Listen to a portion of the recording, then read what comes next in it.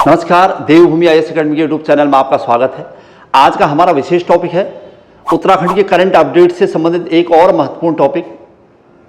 आज के बाद हमारी संपूर्ण जो वीडियो आने वाली है वो जुलाई में आयोजित किए जाने वाले बीडीओ और बीपीडीओ के पेपर को मद्देनजर रखते हुए आने वाली है। और हमने लक्ष्य रखा है कि ये जो टाइम पीरियड हमें मिला हुआ है 2 या 3 महीने का, इसमें हम उत्तराखंड के अलावा उत्तराखंड का करंट अफेयर और भारत का करंट अफेयर और भारत का भूगोल, इतिहास, पॉलिटिकल साइंस या जो भी खास महत्वपूर्ण टॉपिक बनते हैं उन सबको कवर करने का प्रयास करने वाले हैं। इसी कड़ी में आज सबसे पहले हमारा जो टॉपिक आपके सामने आ रहा है वो होगा उत्तराखंड में वर्तमान में सुर्खियों में चल रहे जो टॉपिक हैं वो उत्तराखंड के राष्ट्रीय धरोहर घोषित स्थल। ये हमारा आज का विशेष टॉपिक है। चलिए, ऑपरेशन वीडियो और बीपीडीओ के तहत जो आने वाला 2.5 से 3 महीना हमारे पास है उसकी शुरुआत करते हैं। बहुत सारे कॉल्स इस बीच इस बात को लेकर आते हैं कि हमारा 1 या 2 नंबर से रुक रहा है एग्जाम, किस प्रकार पढ़ा जाए। बस पढ़ने का एक ही तरीका है, आपको अधिक से अधिक बार रिवीजन करना है और अपने पर विश्वास रखना है, विश्वास बनाए रखना है। क्योंकि बहुत सारे ऐसे लोग जो सुदूरवर्ती ग्रामीण क्षेत्र में पढ़ रहे हैं, मेहनत कर रहे हैं और उनका धैर्य, साहस, विश्वास टूट रहा है। ऐसा नहीं होना चाहिए क्योंकि ये बहुत लंबा कार्यकाल है और इसमें बहुत समय लगने वाला है।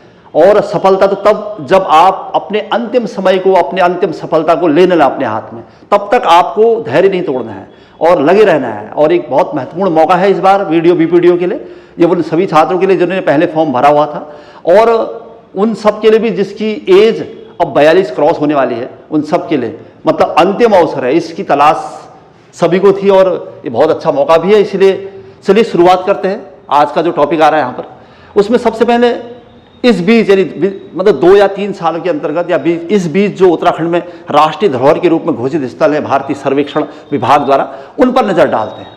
ये करंट अपडेट्स भी होगा और कुछ ऐसे महत्वपूर्ण पहलुओं को भी हम छुएंगे जहां पर अभी तक हमारा ध्यान नहीं गया है। तो विभाग उत्तराखंड के राष्ट्रीय धरोहर को घोषित करने के भारतीय सर्वेक्षण विभाग करता है ये काम। उसमें सबसे पहला नाम आ रहा है कोटली का विष्णु मंदिर। अब प्रश्न कोटली के विष्णु मंदिर से, वैसे तो इसे कब धरोहर घोषित किया गया है प्रश्न बनता है, लेकिन दूसरा कोटली का विष्णु मंदिर है कहाँ, और तीसरा कि कोटली का विष्णु मंदिर की विशेषता क्या है। तो सारे पॉइंट इसमें 1 बाय 1 आने वाले हैं। सबसे पहले इसका निर्माण लगभग कब हुआ माना जाता है। वैसे हर इतिहासकार अलग अलग बातें करता है। तो कोटली का विष्णु मंदिर 9वीं शताब्दी में कत्यूरी द्वारा किया गया था, इसका निर्माण कहते हैं लगभग, यानी कत्यूरी शासनकाल के अंतर्गत। और इसे 18 अप्रैल 2019 को राष्ट्रीय धरोहर घोषित किया जा चुका है। कब घोषित किया गया राष्ट्रीय धरोहर, तो 18 अप्रैल 2019 को। अच्छा, जनरली है कहाँ, तो पिथौरागढ़ में है, लेकिन कौन सी जगह है तो पूरा डिटेल हो रहा है। पिथौरागढ़ के बनकोट के निकट, बनकोट चूंकि सिंधु घाटी सभ्यता और उसके बाद के महत्वपूर्ण स्थलों के लिए भी जाना जाता है, और बनकोट के निकट दिगास गांव में स्थित विष्णु मंदिर है। तो जगह वैसे दिगास गांव आ रहा है, कोटली दिगास गांव के समीप है, लेकिन चूंकि बनकोट से इसलिए जोड़ा गया क्योंकि ये उत्तराखंड के प्राचीन इतिहास से जुड़ा एक महत्वपूर्ण स्थल है और बनकोट से 8 ताम्र मानव आकृतियां मिली हैं। ये हमें उत्तराखंड के इतिहास में पहले पढ़ चुके हैं। तो चलिए, कहाँ था कोटली का विष्णु मंदिर, तो दिगास गांव के करीब था, कोटली में था, और जगह और पूछ दिए तो बनकोट के निकट था। कब धरोहर घोषित किया गया, 18 अप्रैल को। और ये कब का है, कत्यूरी का बनाया हुआ, तो लगभग 9वीं शताब्दी का। क्या विशेषता है इस मंदिर की, तो इसमें ये लिखा हुआ है कि यह मंदिर दक्षिण भारतीय शैली का प्राचीनतम मंदिर है। मतलब उत्तराखंड में दक्षिण भारतीय शैली के मंदिर, वैसे अधिकतर जो कत्यूरी के द्वारा बनाए गए मंदिर हैं उनकी शैलियों में भी ये देखने को मिला है कि वो दक्षिण भारतीय शैली है उनकी। तो ये भी दक्षिण भारतीय शैली का प्राचीनतम मंदिर है। मतलब साइज बड़े हैं इनके, विशाल आकार के हैं, पत्थरों से निर्मित हैं और इनमें विमान बनाए गए अधिकतर। तो ये इनकी विशेषता है। द्रविड़ शैली कहते हैं हम इसको, उससे मिलती जुलती है। चलिए, और कोई प्रश्न इसमें है, तो यह उत्तराखंड का अकेला विष्णु मंदिर है जिसमें एक साथ विष्णु के 10 अवतार विराजमान है। मतलब विष्णु के 10 अवतारों को समर्पित मंदिर कह सकते हैं आप। हालांकि ये नहीं कह सकते केवल एक ही एक विष्णु मंदिर है जिसमें विष्णु के 10 अवतार हैं, ये नहीं कह सकते। मतलब कह रहा है कि ये वो पहला ऐसा विष्णु मंदिर है जिसमें विष्णु के 10 अवतार हैं, समर्पित है या विराजमान है एक साथ अभी भी वर्तमान में। तो कोटली में जो विष्णु मंदिर है वहाँ भगवान विष्णु के 10वें अवतारों को समर्पित मंदिर है। और इसी से संबंधित और प्रश्न भी वहाँ इसके अलावा और भी मंदिर देखने को मिलते हैं। तो कौन है वो मंदिर, देख लेते हैं। इसी गांव के मध्य में, मतलब जो कोटली गांव है दिगास गांव के पास, महिषासुर मर्दिनी, उमा महेश और भवानी देवी मंदिर भी है। मतलब इसी मंदिर के समीप, इसी गांव के आसपास और भी वहां मंदिर देखने को मिले हैं। और जो कोटली में विष्णु मंदिर है उसकी और क्या विशेषता है, उसके चारों ओर 7 छोटे छोटे देवालय बने हुए हैं। मतलब अपने समय का एक भव्य मंदिर रहा होगा इसका मतलब है। और मंदिर के गर्भगृह में कृष्ण और बलराम की दुर्लभ प्रतिमाएं हैं। और ये भी ध्यान रखना हमने, कृष्ण और बलराम की दुर्लभ प्रतिमाएं किस मंदिर में है उत्तराखंड में, तो ये है कोटली का विष्णु मंदिर, जिसे 2019 में राष्ट्रीय धरोहर घोषित कर दिया गया है।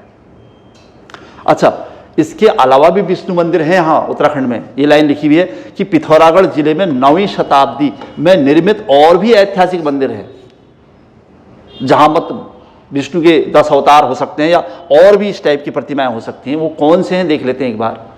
जैसे थल का बालेश्वर मंदिर। जनरली जब हम उत्तराखंड के मंदिर और मेले पढ़ते हैं तो उसमें बहुत सारे जो डीप क्वेश्चन है उनका उल्लेख नहीं है। और आपको पता है कल्चर यानी संस्कृति उत्तराखंड का एक ऐसा टॉपिक है जो आपको हमेशा क्वेश्चन बदल के देगा और ऐसे ऐसे नए नए क्वेश्चन देगा जो उत्तराखंड के मूलभूत यानी बेस हैं, और उसका हर किताब में उल्लेख नहीं है। इस वजह से और हम लोग डीप जा रहे हैं। तो थल का बालेश्वर मंदिर, ये भी एक महत्वपूर्ण स्थल है 9वीं शताब्दी का लगभग, है ना। वैसे तो बालेश्वर मंदिर चंपावत का फेमस है, लेकिन ये बालेश्वर मंदिर लिखा हुआ है। अच्छा, दूसरा है मरासोली गांव में महारुद्र लक्ष्मी नारायण मंदिर। ये देखिए लक्ष्मी नारायण मंदिर और भी है कुछ। और कसैनी गांव का विष्णु मंदिर, एक और फेमस मंदिर है विष्णु मंदिर कसैनी गांव का, पिथौरागढ़ है ये सब। अच्छा, नेक्स्ट है गंगोली हाट के गुप्तड़ी में स्थित चामुंडा और शिव मंदिर। गुप्तड़ी का चामुंडा और शिव मंदिर, ये भी राष्ट्रीय विरासत को लिए हुए हैं और उसी शताब्दी के लगभग 9वीं 10वीं शताब्दी के। और देखिए तो आप डीडी हाट के सूर्य मंदिर। चलो सूर्य मंदिर तो एक टॉपिक है हमारा अपने आप में, बहुत सारे सूर्य मंदिर यहाँ पर।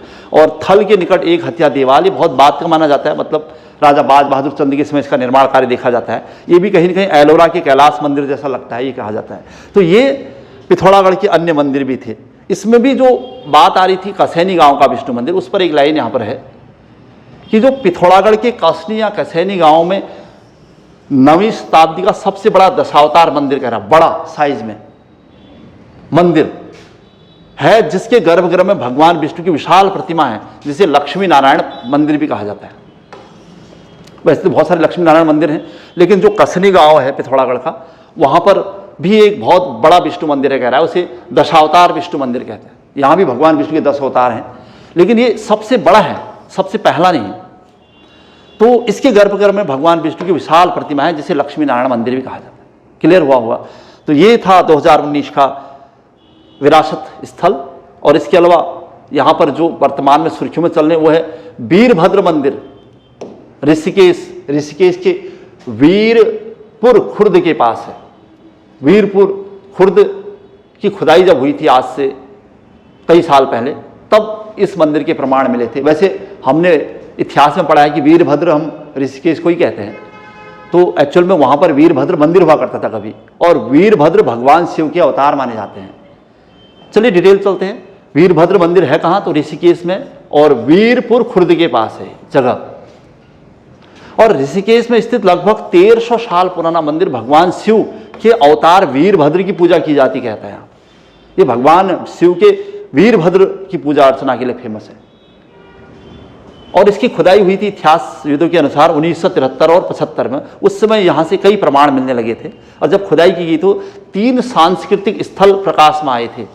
और उस स्थलों में ये प्रत्यक्ष प्रमाण तो नहीं मिले कि ये किसका मंदिर है, किसने बनाया होगा, क्या हुआ होगा, लेकिन ये है कि वो लगभग उसमें जो स्थल मिले हैं वो किस समय के होंगे। लगभग कहते हैं कि उसमें जो 3 प्रमुख स्थल मिले थे वो लगभग 1ली से 3री शताब्दी का स्थल था। उसमें एक स्थल, तो इतनी पुरानी सभ्यता की वहां प्रमाण मिले हैं। और एक स्थल उसमें से 4वीं और 5वीं शताब्दी का एक स्थल रहा था, और जो 3 स्थल थे उसमें एक स्थल था लगभग 7वीं और 8वीं शताब्दी का। तो ऐसा लग रहा है लगभग 1ली से लेकर 7वीं 8वीं शती तक वो क्षेत्र यानी वीरभद्र या ऋषिकेश का जो क्षेत्र था काफी सुर्खियों में रहा होगा, बहुत महत्वपूर्ण स्थल रहा होगा। और वहां पर भगवान शिव के वीरभद्र अवतार की पूजा भी की जाती होगी। और ये वीरपुर खुर्द जो आज वर्तमान में इस नाम से जाना जा रहा है, आज जिसे हम ऋषिकेश के नाम से जाने जा रहे हैं, इसी का प्राचीन नाम वीरभद्र भी था ही था, इस वजह से सुर्खियों में रहा। तो इसे भी विरासत स्थल घोषित किया गया है, इस वजह से ये सुर्खियों में था। चलिए, इसके अलावा क्या था? दूसरा नाम आ रहा है जगतग्राम। जगतग्राम देहरादून में पड़ता है। जब से इसे विरासत स्थल घोषित किया गया है, ये प्रश्न दे चुका है काफ़ी। तो कहाँ है? फिलहाल देहरादून के कालसी गांव के पास है। थोड़ा डिटेल देखेंगे तो हम कैसे क्या प्रश्न बने होंगे। देहरादून जिले में विकासनगर कालसी के बीच बाड़वाला में ऐतिहासिक अश्वमेघ यज्ञ स्थल है। मतलब यहाँ पर हिस्टोरिकल प्लेस है, ये जरूर है, लेकिन यहाँ पर अश्वमेघ यज्ञ करने के प्रमाण मिले हैं यमुना नदी के तट पर। अब वो किसने किया था, क्या किया था, उस समय यहाँ पर किसका राज था, ये सब आएगा। कहते हैं कि पक्की ईंटों से बनी तीसरी सदी का 3 यज्ञ वेदिकाएं यहाँ मौजूद हैं। मतलब यहाँ पर 3 यज्ञ करने की वेदिकाएं मिली हैं, वो भी पकाई गई ईंटों से। कब खुदाई कब हुई है इस स्थल की? 1952 से लेकर 54 के बीच इसकी खुदाई हुई है। और खुदाई में इसके अलावा 3 यज्ञ स्थल तो मिले हैं। और क्या मिला? उड़ते हुए गरुड़ के आकार की दुर्लभ यक्ष वेदिकाएं। ये भी ध्यान रखना आपने, क्योंकि करंट का टॉपिक है, इसलिए कुछ और एक्स्ट्रा क्वेश्चन बन रहे हैं। तो उड़ते हुए गरुड़ के आकार की दुर्लभ यक्ष वेदिकाएं मिली वहां से। मतलब यक्ष वेदिकाएं या यज्ञ वेदिकाएं इसे कहना चाहिए। जहां पर यज्ञ करने के स्थल है, वहां पर दुर्लभ आकार की उड़ते हुए गरुड़ के आकार की वेदिकाएं मिली हुई हैं। तो हो सकता है उस वंश के जो राजा वहां पर रहे होंगे, उनका कोई प्रतीक हो। क्या इतिहास की जानकारी देता है?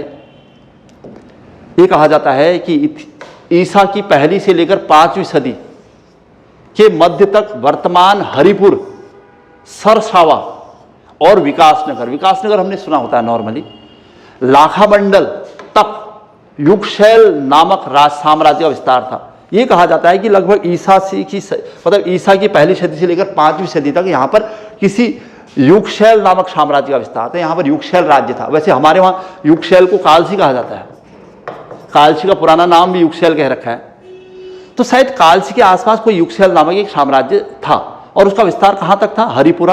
हरिपुर, सरसावा, विकासनगर और लाखामंडल तक था इसका विस्तार। और जहां व्रसगण गोत्र, हम इतिहास में से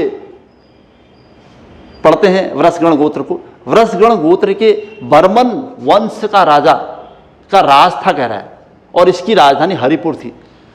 संभवतः ईसा की पहली से लेकर 5वीं सदी तक यहाँ पर किसका राज था? व्रसगण गोत्र वंश का। और ये राज्य युगशैल हुआ करता था, और इसका विस्तार हरिपुर, सरसावा, विकासनगर और लाखामंडल तक था, और इसकी राजधानी हरिपुर थी। ध्यान रखना, प्रश्न ये हरिपुर के बारे में प्रश्न पूछा है। तो हरिपुर कहाँ है? तो युगशैल कालसी के अंतर्गत था, और ये वृषगण गोत्री वंश की राजधानी हुआ करता था। और लगभग 3वीं सदी में इस वंश में एक महान राजा हुआ। इस वंश में राजा शीलवर्मन ने राज्यभार संभाला था, और इस परम प्रतापी राजा ने जगतग्राम में यमुना नदी के तट पर 4 अश्वमेघ यज्ञ किए थे, ये कहा जाता है। जिन लोगों ने उत्तराखंड के इतिहास से संबंधित ये वाला फैक्ट नहीं पढ़ा था, उन्हें इतिहास की भी जानकारी के साथ साथ करंट अपडेट्स करना भी बहुत जरूरी था। तो ये कौन सा राज्य था? युगशैल, राजधानी कालसी के लिए आ रहा है, और राजधानी कहाँ थी? हरिपुर। और वहां का राजा कौन था? शीलवर्मन। और इसी ने यमुना नदी के तट पर जगतग्राम के पास 4 अश्वमेघ यज्ञ किए थे, और उसी के प्रमाण यहां से मिले हैं। इसका मतलब था कि जो जगतग्राम था एक महत्वपूर्ण ऐतिहासिक स्थल था या होगा। चलिए, एक और नाम जो आजकल बहुत सारे प्रश्न दे रहा है, स्यूंद्राकोट का किला। काफी जानकारी इकट्ठी करने के बाद बहुत ऐसा कुछ मिला नहीं स्यूंद्राकोट के बारे में, क्योंकि मध्यकाल के राजाओं द्वारा बनाया गया एक प्राचीन किला है वो, बस इतना पता चला। लेकिन जो भी इससे संबंधित प्रमाण है, लेकिन इसे राष्ट्रीय धरोहर अभी 2022 में घोषित किया गया है। स्यूंद्राकोट का किला, इसे राष्ट्रीय धरोहर कब घोषित किया गया? तो 2022 में। ये है कहाँ? सोमेश्वर तहसील अल्मोड़ा के स्यूंद्राकोट के समीप पंथुड़ा गांव में स्थित प्राचीन एक नौला है, ये कहा जाता है। वैसे स्यूंद्राकोट ही आ रहा है अधिकतर, क्वेश्चन आ भी चुका है इस पर, और लेकिन जगह और पूछ दे तो स्यूंद्राकोट के समीप पंथुड़ा गांव में है ये। और इसका निर्माण लगभग 1522 ईस्वी में किया गया था, या 16वीं सदी लिखा है कहीं पर, कहीं से 14वीं सदी भी लिख दिया कहने को। क्योंकि अगर 16वीं सदी होगा तो यहाँ पर चंद्रवंश का शासनकाल होगा, ये हम जानते हैं। लेकिन चंद्रवंश से पहले भी अगर ये ऐतिहासिक धरोहर रहा तो वो पहले कत्यूरू का शासन वहाँ जरूर रहा होगा। तो कहीं पर कत्यूरी भी लिख दिया तो कोई बहुत बड़ी बात नहीं है, मतलब इससे चंदों से पहले वहाँ कत्यूरियों का राज अवश्य रहा होगा। तो खैर 522 कहता है तो हम चंदवंश कहेंगे। तो मध्यकाल में चंदवंश के शासनकाल में इस जो शिवन्द्राकोट का किला था या नौला था वो पंथुड़ा गांव के पास या शिवन्द्राकोट के पास स्थित था, और ये प्राचीन स्मारक तथा पुरातत्व स्थल और अवशेष अधिनियम, एक थोड़ा सा इंपॉर्टेंट क्वेश्चन है इससे जो अभी नहीं बना है। अभी तक तो ये बना है कि शिवन्द्राकोट का किला कहाँ था और उसे कब घोषित किया गया, दोनों क्वेश्चन तो हमारे बन गए। और तीसरा क्वेश्चन इस टाइप का है कि प्राचीन स्मारक और पुरातत्व स्थल एवं अवशेष अधिनियम 1958 भारत की आज़ादी के बाद की धारा 4 की उपधारा 1 के तहत प्राचीन स्मारकों को राष्ट्रीय महत्व का घोषित किया जाता है। तो जो ये शिवन्द्राकोट जैसे किले हैं या कोई ऐसे स्मारक हैं उनको किसके तहत राष्ट्रीय महत्व का घोषित किया जाता है, तो प्राचीन स्मारक और पुरातत्व स्थल और अवशेष अधिनियम 1958 की धारा 4 की उपधारा 1 के तहत। तो इसी के तहत शिवन्द्राकोट के प्राचीन दुर्ग या नौले को भी राष्ट्रीय महत्व का घोषित किया गया है। कब, तो 22 जुलाई 2022 को। है कहाँ और किसने बनाया, तो चंद शासकों के समय में बना था, और पंथुड़ा गांव शिवन्द्राकोट के पास पड़ता है। और लगभग 700 वर्ष पुराने इस नौले में भगवान विष्णु, यहाँ पर भी भगवान विष्णु के 10 अवतारों की दुर्लभ स्थापत्य कला के जरिए अलंकृत किया गया है। तो इस नौले में भी जब आप इसका अध्ययन करेंगे या इसे देखेंगे तो आज से 700 वर्ष पुराना जरूर है, लेकिन यहाँ पर भी भगवान विष्णु के 10 अवतारों की दुर्लभ स्थापत्य कला देखने को मिलती है, और उन्हीं से अलंकृत किया गया पूरे मंदिर को। और हरे ग्रेनाइट पत्थर का प्रयोग हुआ है, यहाँ पर ध्यान रखना है आपने, इस नौले में हरे ग्रेनाइट पत्थर का प्रयोग हुआ है।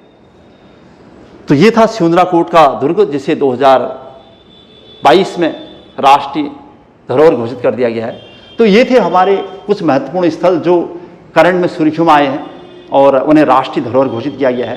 तो ध्यान रखना है, इसी टाइप के कुछ टॉपिक, विशेष टॉपिक हम लोग लाते रहेंगे, और उद्देश्य है कि वीडियो और वीडियो के एग्जाम तक आपके साथ कुछ मॉडल पेपर और करंट के क्वेश्चन जितने भी बन सकते हैं, और इसके अलावा ज्योग्राफी के कुछ खास टॉपिक, जैसे हमें पता है कि ज्योग्राफी में जो खास क्वेश्चन बनते हैं तो वो जल धाराओं से बनते हैं और स्थानीय पवनों से बनते हैं, जनजातियों से क्वेश्चन बनते हैं, और भारत की जनगणना उसको विशेष ध्यान में रखना आपने। तो इन सारे बिंदु को हम 1 by 1 और ज़रूरत पड़ी तो मैप की का भी सहारा लेंगे हम।